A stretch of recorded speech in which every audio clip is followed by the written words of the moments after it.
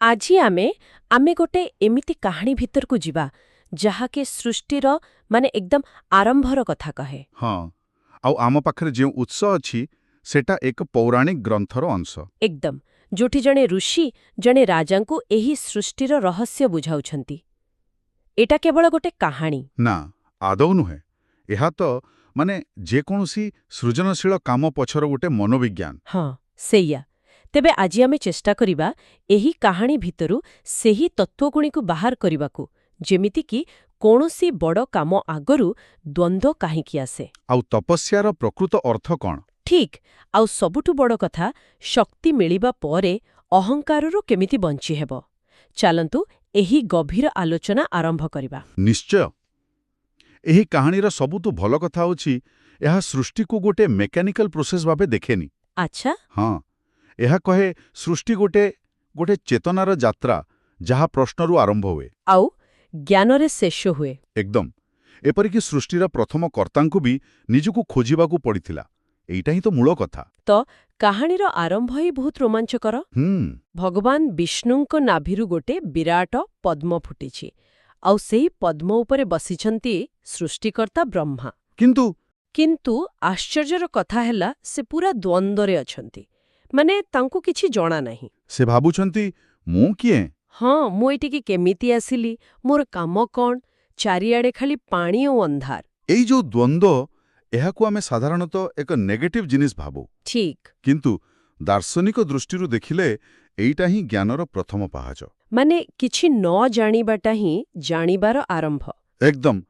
କୌଣସି ନୂଆ ସୃଷ୍ଟି ପୂର୍ବରୁ ଏକ କ'ଣ କହନ୍ତି କ୍ରିଏଟିଭ୍ ଭଏଡ୍ ବା ସୃଜନଶୀଳ ଶୂନ୍ୟତା ଆସେ। ଯେତେବେଳେ ଆମେ ଜାଣିନଥାଉ କ'ଣ କରିବାକୁ ହେବ, ସେତେବେଳେ ହିଁ ପ୍ରକୃତ ଉତ୍ତର ଖୋଜିବା ଆରମ୍ଭ କରୁ। ତାହେଲେ ବ୍ରହ୍ମା ସେହି ସ୍ଥିତିରେ ଥିଲେ? ହଁ, ସେ କେବଳ ସୃଷ୍ଟିରୁ ଉପକରଣ ଖୋଜୁନଥିଲେ, ସେ ନିଜ ଅସ୍ତିତ୍ୱର କାରଣ ଖୋଜୁଥିଲେ। କିନ୍ତୁ ଏଠି ଗୋଟେ ପ୍ରଶ୍ନ ଆସୁଛି ମନକୁ। ବ୍ରହ୍ମା ତ ନିଜେ ସୃଷ୍ଟିକର୍ତ୍ତା, ତାଙ୍କ ପାଖରେ ତ ସବୁ ଜ୍ଞାନ ଥିବା କଥା।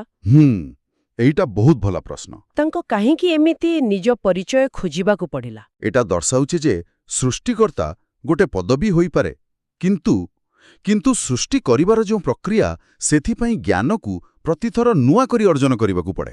ଆଚ୍ଛା। ହଁ, ଏହା କିଛି ଇନବିଲ୍ଟ ସଫ୍ଟୱେୟାର ନୁହେଁ। ପ୍ରତି କଳ୍ପରେ ପ୍ରତିଥର ସୃଷ୍ଟି ପୂର୍ବରୁ ସେହି ମୂଳ ଜ୍ଞାନ ସହ ପୁଣିଥରେ ଯୋଡ଼ି ହେବାକୁ ପଡ଼େ। ବୁଝିଲି। ତ ବ୍ରହ୍ମାଙ୍କ ଦ୍ୱନ୍ଦ୍ୱ ଦର୍ଶାଉଛି ଯେ କାମ ଆରମ୍ଭ ପୂର୍ବରୁ ଉଦ୍ଦେଶ୍ୟର ସ୍ପଷ୍ଟତା ନିହାତି ଜରୁରୀ। ଏକଦମ। ଠିକ୍ ସେହି ସମୟରେ ଯେତେବେଳେ ସେ ଏହି ଗଭୀର ଚିନ୍ତାରେ ବୁଡ଼ି ରହିଥିଲେ, ସେହି ନିସ୍ତବ୍ଧତା ଭିତରେ ଦୁଇଟି ଅକ୍ଷର ଶୁଭିଲା। ତପ। ଏହି ଗୋଟିଏ ଶବ୍ଦ। ହଁ, ଏହା ଏକ ଆକାଶବାଣୀ ଥିଲା ଯାହା ତାଙ୍କୁ ଆଗକୁ ବାଟ ଦେଖାଇଲା। ଆଉ ଏହି ଗୋଟିଏ ଶବ୍ଦରେ ହିଁ ପୁରା ସୃଷ୍ଟିର ରହସ୍ୟ ଲୁଚି ରହିଛି। ଆମେ ସାଧାରଣତଃ ତପ କହିଲେ କ'ଣ ବୁଝୁ? କଠୋର ସାଧନା। ହଁ, ଶରୀରକୁ କଷ୍ଟ ଦେବା। କିନ୍ତୁ ଏହାର ପ୍ରକୃତ ଅର୍ଥ ବହୁତ ଗଭୀର। ଏହାର ଅର୍ଥ ହେଉଛି ଟୁ ବର୍ନ। ଟୁ ବର୍ନ ମାନେ ନିଜର ସବୁ ବିକ୍ଷିପ୍ତ ଶକ୍ତିକୁ, ଚିନ୍ତାକୁ, ସବୁକୁ ଏକାଠି କରି ଗୋଟିଏ ବିନ୍ଦୁରେ କେନ୍ଦ୍ରିତ କରିବା। ଓହୋ, ଏକାଗ୍ରତାର ଚରମ ସୀମା। ହଁ, ଆକାଶବାଣୀ ବ୍ରହ୍ମାଙ୍କୁ କହିଲା, ଉତ୍ତର ବାହାରେ ନାହିଁ, ତୁମ ଭିତରେ ଅଛି। କିନ୍ତୁ ତାକୁ ପାଇବାକୁ ହେଲେ ନିଜର ଧ୍ୟାନକୁ ଏକାଠି କରିବାକୁ ପଡ଼ିବ। ଆଉ ବ୍ରହ୍ମା ଠିକ୍ ସେଇଆ ହିଁ କଲେ। ସେହି ଦୁଇଟି ଅକ୍ଷରକୁ ନିର୍ଦ୍ଦେଶ ମାନି ନିଜର ସବୁ ଇନ୍ଦ୍ରିୟ, ମନ, ଏପରିକି ନିଶ୍ୱାସକୁ ବି ସଂଯମ କରି ଦିବ୍ୟ ସହସ୍ର ବର୍ଷ ପର୍ଯ୍ୟନ୍ତ। ହଁ, ଦିବ୍ୟ ସହସ୍ର ବର୍ଷ ପର୍ଯ୍ୟନ୍ତ କଠୋର ତପସ୍ୟାରେ ବସିଗଲେ। ଏହା ତ କଳ୍ପନା ବାହାରେ। ଦେଖନ୍ତୁ, ଏହି ସମୟସୀମା ପ୍ରତୀକାତ୍ମକ। ଆଚ୍ଛା। ଏହା ଦର୍ଶାଉଛି ଯେ କୌଣସି ମହାନ ଜ୍ଞାନ ବା ବଡ଼ ସୃଷ୍ଟି ସେଟା ରାତାରାତି ହୁଏ ନାହିଁ। ସେଥିପାଇଁ ଅସୀମ ଧୈର୍ଯ୍ୟ ଦରକାର। ଏକଦମ। ଆଉ ନିରନ୍ତର ଏକାଗ୍ରତା। ଆଉ ଏହି ତପସ୍ୟାର ଫଳସ୍ୱରୂପ ହିଁ ତାଙ୍କ ଭିତରେ ଜ୍ଞାନର ଆଲୋକ ଜଳିଲା, ଆଉ ସେ ନିଜ ହୃଦୟରେ ଭଗବାନ ବିଷ୍ଣୁଙ୍କର ଦିବ୍ୟ ଲୋକ ବୈକୁଣ୍ଠର ଦର୍ଶନ କଲେ। ଆଉ ଉତ୍ସରେ ବିଷ୍ଣୁଙ୍କର ରୂପର ବର୍ଣ୍ଣନା ବହୁତ ସୁନ୍ଦର ଭାବରେ କରାଯାଇଛି। ହଁ, ସେ ଏକ ଦିବ୍ୟ ବିମାନରେ ବସିଛନ୍ତି, ତାଙ୍କ ଚାରିପଟେ ତାଙ୍କର ପାରିଷଦମାନେ ଅଛନ୍ତି, ଆଉ ତାଙ୍କ ପାଦତଳେ ମାତା ଲକ୍ଷ୍ମୀ ସେବା କରୁଛନ୍ତି। କିନ୍ତୁ ତାଙ୍କର ରୂପର ବର୍ଣ୍ଣନା ବହୁତ ବିସ୍ତୃତ। ଯେମିତିକି କୁହାଯାଇଛି ତାଙ୍କର ଶରୀର ଶ୍ୟାମଳ ରଙ୍ଗର, ମେଘ ଭରି। ଏହି ରଙ୍ଗର କିଛି ବିଶେଷ ମହତ୍ତ୍ୱ ଅଛି କି? ହଁ, ନିଶ୍ଚୟ ଅଛି। ପ୍ରତ୍ୟେକ ବର୍ଣ୍ଣନାର ଏକ ଗଭୀର ସାଙ୍କେତିକ ଅର୍ଥ ଅଛି। ଆଚ୍ଛା। ଶ୍ୟାମଳ ବା କଳା ରଙ୍ଗ ହେଉଛି ଅସୀମତାର ପ୍ରତୀକ, ଯେମିତିକି ଗଭୀର ଆକାଶ ବା ଅତଳ ସମୁଦ୍ର। ଓ ଏହା ଦର୍ଶାଏ ଯେ ତାଙ୍କର କୌଣସି ଆଦି ବା ଅନ୍ତ ନାହିଁ, ସେ ସବୁକିଛିର ଊର୍ଦ୍ଧ୍ୱରେ। ଆଉ ତାଙ୍କର ଆଖି ପଦ୍ମପରି ଲାଲ ଏବଂ ସେ ପୀତ ବସ୍ତ୍ର ପିନ୍ଧିଛନ୍ତି, ଏସବୁର? ଏସବୁର ବି ଅର୍ଥ ଅଛି। ପଦ୍ମପରି ଆଖି ହେଉଛି କରୁଣା ଆଉ ନିର୍ଲିପ୍ତତାର ପ୍ରତୀକ। ନିର୍ଲିପ୍ତତା କେମିତି? ଦେଖନ୍ତୁ, ପଦ୍ମ କାଦୁଅରେ ଫୁଟେ, କିନ୍ତୁ କାଦୁଅରୁ ଅଲଗା ରହେ। ଠିକ୍। ସେହିପରି ସେ ସଂସାରରେ ଥାଇ ମଧ୍ୟ ସଂସାରରୁ ଅଲଗା। ଆଉ ପୀତ ବସ୍ତ୍ର ହେଉଛି ଜ୍ଞାନର ପ୍ରତୀକ। ତେବେ ତାଙ୍କର ପୂରା ରୂପ ତାଙ୍କର ଗୁଣ ଆଉ ତତ୍ତ୍ୱର ଏକ ପ୍ରତିଫଳନ। ଏକଦମ। ଏହା କେବଳ ଏକ ଶାରୀରିକ ବର୍ଣ୍ଣନା ନୁହେଁ, ଆଉ ଏହି ଦର୍ଶନ କେବଳ ତପ୍ ଦ୍ୱାରା ହିଁ ସମ୍ଭବ। ତେବେ ବିଷ୍ଣୁଙ୍କର ଏହି ଦିବ୍ୟ ରୂପ ଦେଖି ବ୍ରହ୍ମାଙ୍କର ସବୁ ଦ୍ୱନ୍ଦ୍ୱ ଦୂର ହୋଇଗଲା। ତାଙ୍କ ଆଖିରୁ ଖୁସିର ଲୁହ ବୋହିଗଲା। ସେ ପୂରା ଆତ୍ମହରା ହୋଇଗଲେ। ହଁ, ଆଉ ଏହାପରେ ଭଗବାନ ବିଷ୍ଣୁ ବହୁତ ସ୍ନେହରେ ବ୍ରହ୍ମାଙ୍କ ହାତ ଧରି କହିଲେ, ମୁଁ ତୁମ ତପସ୍ୟାରେ ବହୁତ ସନ୍ତୁଷ୍ଟ। ତୁମେ ଯାହା ଇଚ୍ଛା ବର ମାଗ। ଏବଂ ଏହାପରେ ସେ ଗୋଟେ ବହୁତ ଗୁରୁତ୍ୱପୂର୍ଣ୍ଣ କଥା କହିଲେ। କଣ? ସେ କହିଲେ, ତପ ହିଁ ମୋର ହୃଦୟ, ତପ ହିଁ ମୋର ଆତ୍ମା। ମୁଁ ତପବଳରେ ହିଁ ଏ ଜଗତକୁ ସୃଷ୍ଟି କରେ, ପାଳନ କରେ ଆଉ ଶେଷରେ ସଂହାର କରେ। ବାଃ, ଏଠି ତ କଥାଟା ପୂରା ବଦଳିଗଲା। ଆମେ ଭାବୁ ସୃଷ୍ଟି ମାନେ ଗୋଟେ ବଡ଼ ପ୍ରୋଜେକ୍ଟ ମ୍ୟାନେଜମେଣ୍ଟ ଭଳି। କିନ୍ତୁ ଏଠି କୁହାଯାଉଛି ସୃଷ୍ଟି ହେଉଛି ଗୋଟେ ଡିପ୍ ମେଡିଟେସନର ଫଳ। ଏହାର ଅର୍ଥ ଆମର ସବୁଠୁ ଭଲ କାମ କେବଳ ଚିନ୍ତା ବା ଯୋଜନାରୁ ଆସେ ନାହିଁ। ବରଂ ଗଭୀର ଏକାଗ୍ରତାରୁ ଆସେ। ଯେମିତି ଜଣେ ବୈଜ୍ଞାନିକ ବା ଜଣେ କଳାକାର ଯେତେବେଳେ ନିଜ କାମରେ ପୂରା ବୁଡ଼ି ଯାଆନ୍ତି। ହଁ, ସେହି ସ୍ଥିତିକୁ ହିଁ ତପ କୁହାଯାଇପାରେ। ଏହା କେବଳ ଇଚ୍ଛା ନୁହେଁ, ଏହା ଏକ ନିରନ୍ତର ସାଧନା। ଭଗବାନ ଏଠି ସୃଷ୍ଟିର ସୂତ୍ର ହିଁ ବତାଇ ଦଉଛନ୍ତି। ଏକଦମ। ମାଗିଲେନି, ସେ ଜ୍ଞାନ ମାଗିଲେ। ହଁ, ଆଉ ଖାଲି ସାଧାରଣ ଜ୍ଞାନ ନୁହେଁ। ସେ ପଚାରିଲେ, ହେ ପ୍ରଭୁ, ଆପଣଙ୍କର ଯେତେ ରୂପ ଓ ଅରୂପ ସ୍ୱରୂପ ଅଛି, ସେସବୁର ରହସ୍ୟ କ'ଣ? ଆଉ ଆପଣ କିପରି ନିଜ ମାୟା ଦ୍ୱାରା ଏହି ସୃଷ୍ଟି, ସ୍ଥିତି ଓ ସଂହାର କରନ୍ତି? ମୋତେ ସେହି ତତ୍ତ୍ୱଜ୍ଞାନ ଦିଅନ୍ତୁ। ଏବଂ ତାପରେ ସେ ଯୋଉ ଦ୍ୱିତୀୟ କଥାଟି ମାଗିଲେ, ତାହା ତ ଆହୁରି ଗଭୀର। କେଉଁ କଥା? ସେ କହିଲେ, ମୋତେ ଏପରି ଜ୍ଞାନ ଦିଅନ୍ତୁ ଯାହାଦ୍ୱାରା ମୁଁ ସୃଷ୍ଟି କାର୍ଯ୍ୟ କରିପାରିବି, କିନ୍ତୁ ମୋ ମନରେ କେବେ ହେଲେ ମୁଁ ସୃଷ୍ଟି କରୁଛି ବୋଲି ଅହଙ୍କାର ଆସିବ ନାହିଁ। ବା! ମୁଁ ଯେପରି କର୍ମବନ୍ଧନରେ ବାନ୍ଧି ନ ହୁଏ। ଏଇଟା ଆଶ୍ଚର୍ଯ୍ୟକର କଥା। ଆମେ ତ କିଛି ଛୋଟ କାମ କଲେ ବି ତାର ଶ୍ରେୟ ନେବାକୁ ଚାହୁଁ। ଏହା ହିଁ ତ କର୍ମଯୋଗର ସାର ତତ୍ତ୍ୱ। ବ୍ରହ୍ମା ଜାଣିଥିଲେ ଯେ ଶକ୍ତି ସହିତ ଅହଙ୍କାର ଗୋଟେ ବାଇ ପ୍ରଡକ୍ଟ ଭାବେ ଆସେ। ଯେତେବେଳେ କେହି କିଛି ସୃଷ୍ଟି କରେ, ତା ମନରେ ମୁଁ କଲି ଭାବନା ଆସିବା ସ୍ୱାଭାବିକ। କିନ୍ତୁ ଏହି ଅହଙ୍କାର ହିଁ କର୍ତ୍ତାକୁ ତା କର୍ମ ସହିତ ବାନ୍ଧିଦିଏ। ଆଉ ଦୁଃଖର କାରଣ ହୁଏ। ଏକଦମ। ବ୍ରହ୍ମା ସୃଷ୍ଟି କରିବାର ସ୍ୱାଧୀନତା ଚାହୁଁଥିଲେ, କିନ୍ତୁ ସେହି କର୍ମର ବନ୍ଧନରୁ ମୁକ୍ତ ରହିବାକୁ ଚାହୁଁଥିଲେ। ଜଣେ ପ୍ରକୃତ ସୃଷ୍ଟିକର୍ତ୍ତାର ଏହା ହିଁ ଲକ୍ଷଣ। ବ୍ରହ୍ମାଙ୍କର ଏହି ପ୍ରଶ୍ନ ଶୁଣି ଭଗବାନ ବିଷ୍ଣୁ ବହୁତ ଖୁସି ହେଲେ ଆଉ ତାଙ୍କୁ ସେହି ପରମ ଗୁପ୍ତ ଜ୍ଞାନ ଦେଲେ। ହଁ, ସେ କହିଲେ, ସୃଷ୍ଟି ପୂର୍ବରୁ କେବଳ ମୁଁ ହିଁ ଥିଲି, ମୋ ଛଡ଼ା ଆଉ କିଛି ନଥିଲା। ମୋ ଠାରୁ ହିଁ ସବୁକିଛି ବାହାରେ ଏବଂ ଶେଷରେ ମୋ ଠାରେ ହିଁ ମିଶିଯାଏ। ଏହାପରେ ସେ ସେହି ରହସ୍ୟମୟ ଶବ୍ଦ ମାୟା ବିଷୟରେ ବୁଝାଇଲେ। ସେ କହିଲେ, ଯାହା ମୋ ବିନା ସତ୍ୟ ନୁହେଁ, କିନ୍ତୁ ମୋ କାରଣରୁ ସତ୍ୟ ଭଳି ଦେଖାଯାଏ, ତାହା ହିଁ ମୋର ମାୟା। ହଁ, ଏଇଟା ଟିକେ ଜଟିଳ ଲାଗୁଛି। ଟିକେ ସରଳ ଭାଷାରେ ବୁଝାଇଲେ ଭଲ ହୁଅନ୍ତା। ଏହାକୁ ଆଜିର ଭାଷାରେ ବୁଝିଲେ, ଭାବନ୍ତୁ ଏହା ଏକ ଭର୍ଚୁଆଲ ରିଆଲିଟି ବା ଭିଆର୍ ଭଳି। ଆଚ୍ଛା। ଆମେ ଯେତେବେଳେ ଭିଆର୍ ହେଡ୍ସେଟ୍ ପିନ୍ଧୁ, ଆମକୁ ସବୁକିଛି ସତ ଲାଗେ। ପାହାଡ଼, ସମୁଦ୍ର। ହଁ, ସବୁ ସତ ଲାଗେ। କିନ୍ତୁ ଆମେ ଜାଣିଥାଉ ଯେ ଏହା ପଛରେ ଏକ ଅଲଗା ସତ୍ୟ ଅଛି, ଯାହା ହେଉଛି କମ୍ପ୍ୟୁଟର କୋଡ୍ ଆଉ ବିଦ୍ୟୁତ୍। ଠିକ୍। ସେହି ବିଦ୍ୟୁତ୍ ଶକ୍ତି ବିନା ସେ ଭିଆର୍ ଦୁନିଆର କୌଣସି ଅସ୍ତିତ୍ୱ ନାହିଁ। ମାୟା ସେହିପରି ଏକ ବ୍ରହ୍ମାଣ୍ଡୀୟ ଭିଆର୍ ସିଷ୍ଟମ୍। ବାଃ, ଏହି ଉଦାହରଣଟି ପୂରା ସ୍ପଷ୍ଟ କରିଦେଲା। ତେବେ ଗ୍ରନ୍ଥରେ କ'ଣ ଉଦାହରଣ ଦିଆଯାଇଥିଲା?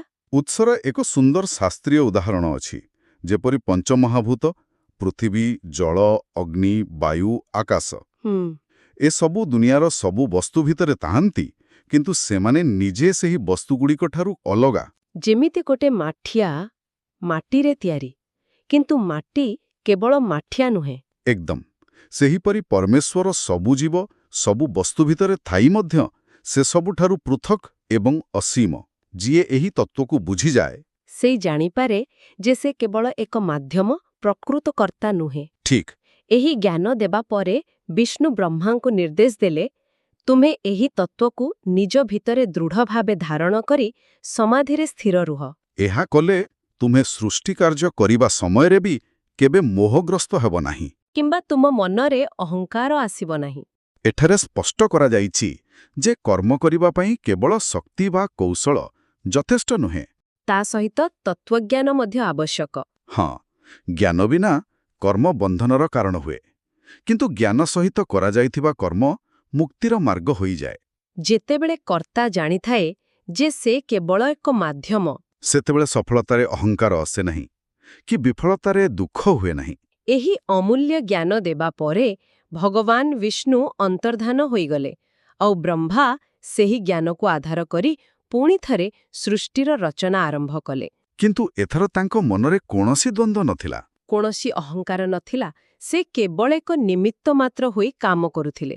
କିନ୍ତୁ କାହାଣୀ ଏତିକିରେ ସରିନି ନୁହେଁ କି? ନା, ଆଦୌ ନୁହେଁ। ଆଉ ଏହାପରର ଅଂଶଟି ବୋଧହୁଏ ସବୁଠୁ ଗୁରୁତ୍ୱପୂର୍ଣ୍ଣ। କାହିଁକି? କାରଣ ଏହି ଜ୍ଞାନ କେବଳ ବ୍ରହ୍ମାଙ୍କ ପାଖରେ ରହିଗଲା ନାହିଁ, ଏହାର ଏକ ପରମ୍ପରା ସୃଷ୍ଟି ହେଲା। କିଛି କାଳ ପରେ ବ୍ରହ୍ମାଙ୍କ ପ୍ରିୟ ପୁତ୍ର ନାରଦଙ୍କ ମନରେ ସମାନ ଜିଜ୍ଞାସା ଆସିଲା। ସେ ବି ଜାଣିବାକୁ ଚାହୁଁଥିଲେ ଯେ ଏହି ବିଶାଳ ସୃଷ୍ଟି ପଛର ପ୍ରକୃତ ଶକ୍ତି କିଏ ଆଉ ମାୟାର ପ୍ରକୃତ ସ୍ୱରୂପ କ'ଣ? ଆଉ ସେ ଯାଇ ନିଜ ପିତା ବ୍ରହ୍ମାଙ୍କୁ ସେହି ପ୍ରଶ୍ନ ପଚାରିଲେ। ହଁ, ଆଉ ସେତେବେଳେ ବ୍ରହ୍ମା ନିଜ ପୁତ୍ର ନାରଦଙ୍କୁ ଠିକ୍ ସେହି ସମ୍ପୂର୍ଣ୍ଣ ଜ୍ଞାନ ପ୍ରଦାନ କଲେ, ଯାହା ସେ ନିଜେ ଭଗବାନ ବିଷ୍ଣୁଙ୍କଠାରୁ ପାଇଥିଲେ। ମାନେ ସେଇ ପୁରା କଥୋପକଥନକୁ ସେ ନାରଦଙ୍କୁ ବୁଝାଇଲେ। ଏକଦମ। ଏହା ହିଁ ତ ଗୁରୁ ଶିଷ୍ୟ ପରମ୍ପରାର ମହତ୍ୱ। ଠିକ୍। ଦିବ୍ୟଜ୍ଞାନ କେବଳ ଥରେ ଆବିଷ୍କାର କରାଯାଏ ନାହିଁ, ବରଂ ତାକୁ ଯୋଗ୍ୟ ଶିଷ୍ୟ ମାଧ୍ୟମରେ ସଂରକ୍ଷିତ ଏବଂ ପ୍ରସାରିତ କରାଯାଏ। ଏଠାରେ ବିଷ୍ଣୁଙ୍କ ପାଇଁ ବ୍ରହ୍ମା ଶିଷ୍ୟ, ଆଉ ବ୍ରହ୍ମାଙ୍କ ପାଇଁ ନାରଦ। ଆଉ ସବୁଠୁ ମଜାର କଥା ହେଉଛି ଏହି କଥାବାର୍ତ୍ତା ଏଠି ଅଟକି ନାହିଁ। ପରେ ନାରଦ ଏହି ଜ୍ଞାନ ବ୍ୟାସଦେବଙ୍କୁ ଦେଲେ, ଆଉ ବ୍ୟାସଦେବଙ୍କ ପୁତ୍ର ଶୁକଦେବ ରାଜା ପରୀକ୍ଷିତଙ୍କୁ ଠିକ୍ ସେହି କାହାଣୀ ଶୁଣାଉଛନ୍ତି, ଯାହା ଆମେ ଆଜି ଆମ ଉତ୍ସରୁ ଆଲୋଚନା କରୁଛେ। ଅର୍ଥାତ୍ ଏହି ଜ୍ଞାନ ଏକ ନଦୀ ପରି ପିଢ଼ି ପରେ ପିଢ଼ି ପ୍ରବାହିତ ହୋଇ ଆସିଛି। ଆଉ ଏହି ପରମ୍ପରା ହିଁ ଦର୍ଶାଉଛି ଯେ ଏହି ଜ୍ଞାନ କୌଣସି ବ୍ୟକ୍ତିଗତ ସମ୍ପତ୍ତି ନୁହେଁ। ଏହା ଏକ ଜୀବନ୍ତ ଧାରା। ହଁ, ଯାହାକୁ ବଞ୍ଚାଇ ରଖିବା ପାଇଁ ପ୍ରଶ୍ନ ପଚାରିବା ଏବଂ ଉତ୍ତର ଦେବାର ପ୍ରକ୍ରିୟା ନିରନ୍ତର ଚାଲି ରହିବା ଆବଶ୍ୟକ। ଯେଉଁଦିନ ଜିଜ୍ଞାସା ସରିଯିବ, ସେଦିନ ଜ୍ଞାନର ପ୍ରବାହ ବି ବନ୍ଦ ହୋଇଯିବ। ତେବେ ଏହିସବୁ ଶିକ୍ଷାକୁ ଯଦି ଆମେ ଏକାଠି କରିବା, ଶ୍ରୋତାମାନଙ୍କ ପାଇଁ ମୁଖ୍ୟ ତିନୋଟି କଥା କ'ଣ ହେବ? ନିଶ୍ଚୟ। ପ୍ରଥମ କଥା ହେଲା, କୌଣସି ବି ମହାନ କାର୍ଯ୍ୟର ଆରମ୍ଭ ଏକ ପ୍ରଶ୍ନ ବା ଦ୍ୱନ୍ଦ୍ୱରୁ ହୁଏ। ଯେତେବେଳେ ଆମେ ନିଜର ଅଜ୍ଞତାକୁ ସ୍ୱୀକାର କରୁ, ସେତେବେଳେ ହିଁ ପ୍ରକୃତ ଜ୍ଞାନ ପାଇଁ ରାସ୍ତା ଖୋଲେ। ବ୍ରହ୍ମାଙ୍କର ଦ୍ୱନ୍ଦ୍ୱ ତାଙ୍କର ଦୁର୍ବଳତା ନଥିଲା, ତାଙ୍କ ଯାତ୍ରାରୁ ଆରମ୍ଭ ଥିଲା। ଠିକ୍। ଦ୍ୱିତୀୟରେ, ସେହି ପ୍ରଶ୍ନର ଉତ୍ତର ପାଇବା ପାଇଁ ତପ ବା ଗଭୀର ଏକାଗ୍ରତା ଆବଶ୍ୟକ। ଆଉ ଏହା କେବଳ ଆଧ୍ୟାତ୍ମିକ କ୍ଷେତ୍ରରେ ନୁହେଁ, ଆମର କର୍ମକ୍ଷେତ୍ରରେ ମଧ୍ୟ ସତ୍ୟ। ବିନା ଗଭୀର ଫୋକସ୍ରେ ଆମେ କୌଣସି କାମରେ ଉତ୍କୃଷ୍ଟତା ଲାଭ କରିପାରିବା ନାହିଁ। ଆଜିକାର ଡିଷ୍ଟ୍ରାକ୍ସନରେ ଭରା ଦୁନିଆରେ ଏହି ଶିକ୍ଷା ବୋଧହୁଏ ସବୁଠୁ ଅଧିକ ଜରୁରୀ। ଆଉ ତୃତୀୟ ଏବଂ ସବୁଠାରୁ ଗୁରୁତ୍ୱପୂର୍ଣ୍ଣ ଶିକ୍ଷା ହେଉଛି, କର୍ମ କରିବା ସମୟରେ କର୍ତ୍ତାପଣର ଭାବରୁ ଅର୍ଥାତ୍ ଅହଙ୍କାରରୁ ନିଜକୁ ମୁକ୍ତ ରଖିବା। ହଁ, ବ୍ରହ୍ମାଶକ୍ତି ନ ମାଗେ ଅହଙ୍କାରରୁ ବଞ୍ଚିବାର ଜ୍ଞାନ ମାଗିଥିଲେ।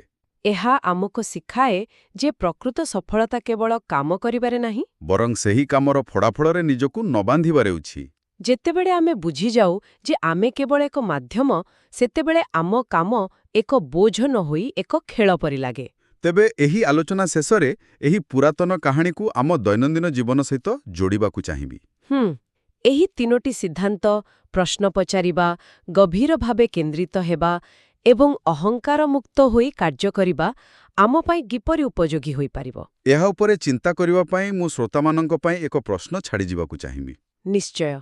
ଯଦି ବ୍ରହ୍ମାଙ୍କ ପରି ବ୍ରହ୍ମାଣ୍ଡ ସୃଷ୍ଟି କରୁଥିବା ସତ୍ତାକୁ ମଧ୍ୟ ଅହଙ୍କାରର ଭୟ ଥିଲା, ତେବେ ଆମେ ଆମ ଜୀବନର ଛୋଟ ଛୋଟ ସୃଜନାତ୍ମକ କାର୍ଯ୍ୟରେ, ଯେମିତି ଅଫିସରେ ଗୋଟେ ପ୍ରୋଜେକ୍ଟ କରିବା, ଘରେ କିଛି ରାନ୍ଧିବା, ହଁ, କିମ୍ବା ଏକ ସମ୍ପର୍କ ବଢ଼ିବାରେ କେତେ ସହଜରେ ମୁଁ କରୁଛି ଭାବନାର ଶିକାର ହେଉଥିବା, ଆମେ କିପରି ବ୍ରହ୍ମାଙ୍କ ପରି କର୍ମ କରିପାରିବା, କିନ୍ତୁ କର୍ମର ବନ୍ଧନରୁ ନିଜକୁ ମୁକ୍ତ ରଖିପାରିବା ଏହା ଉପରେ ଟିକେ ଚିନ୍ତା କରିବା ଆବଶ୍ୟକ।